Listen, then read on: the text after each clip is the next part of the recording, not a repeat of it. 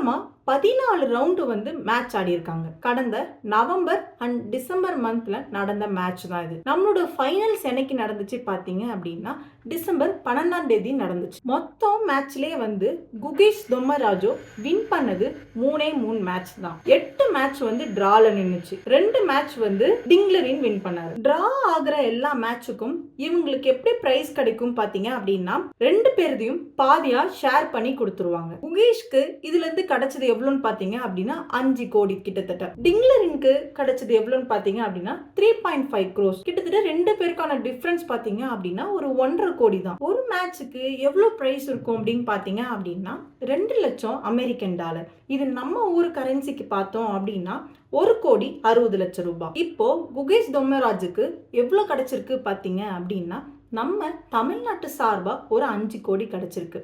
அப்புறமா வந்துட்டு 11.45 crores வந்து அவர் வின் பண்ண போட்டியில இருந்து கிடைச்சிருக்கு. இது கிட்டத்தட்ட பாத்தீங்க அப்படின்னா ஒரு 11.5 கோடி கிட்ட.